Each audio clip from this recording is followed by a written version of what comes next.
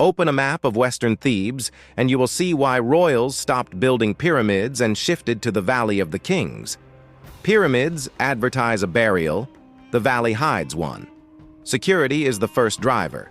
Steep cliffs, narrow wadis, and a single approach create a cemetery that is easier to guard than a freestanding monument on open desert. A rock-cut tomb lets architects bury value in depth.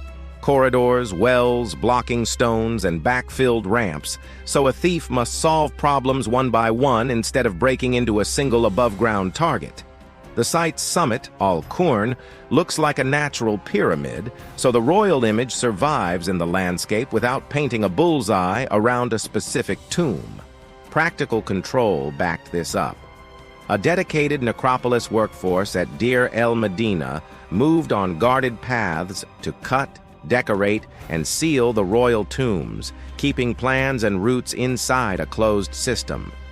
When you compare pyramid complex and valley burial, the biggest structural change is a split between cult and interment. In older royal complexes, the pyramid, its mortuary temple and causeway fused prestige, cult, and burial in one place. In the New Kingdom model, the royal tomb retreats into the cliffs, while a separate mortuary temple stands at the edge of cultivation for festivals, offerings, and public memory. That separation solves two problems at once.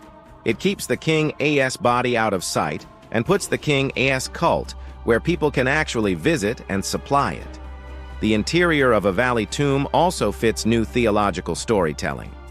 Long corridors and chamber sequences carry underworld books, Amduat, Book of Gates, like a diagrammed night journey, turning architecture into a ritual path rather than a mass seen from miles away. Decoration follows the route.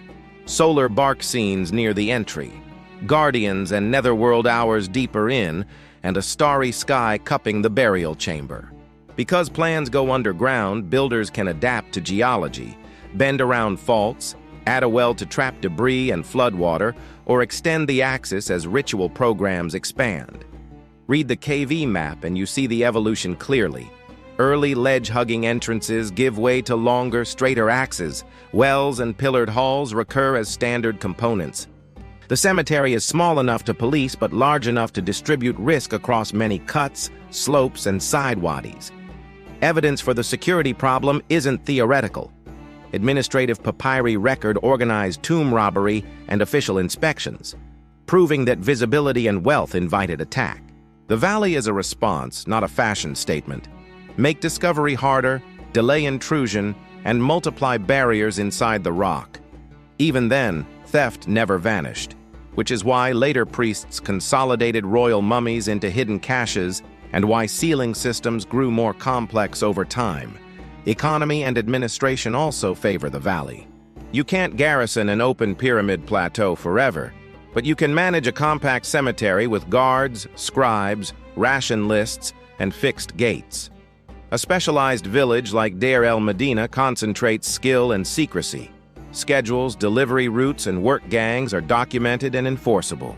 Meanwhile, royal prestige moves to temple building at the floodplain's edge, Karnak, Luxor, and the king's own mortuary temples. So visibility and ceremony stay public while the burial stays concealed. If your question is, why pyramids stopped in Egypt? List the bundle.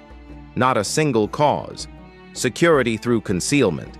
Theology that needs a long subterranean route, and an administrative machine designed for a guarded necropolis. Valley of the King's reasons therefore combine landscape, logistics, and liturgy. Landscape gives enclosure, natural symbolism, and decent limestone for cutting. Logistics give a controllable workforce and patrol lines. Liturgy gives a storyboard that prefers corridors to cores. Hidden entrances aren't a gimmick. They're part of a system that includes erased ramps, rubble plugs, and false turns meant to defeat casual search and buy time against serious assault. Mortuary temple versus tomb is the key distinction for viewers. The public cult site you can visit versus the private burial you cannot. For KV numbering explained, remember it's a modern catalog for tomb entries in this cemetery. It orders discovery and record, not royal reigns. Put it together and the pattern is stable. After pyramids proved too visible to secure across centuries, royal burials pivoted to Theban cliffs where secrecy, policing, and ritual design could work together.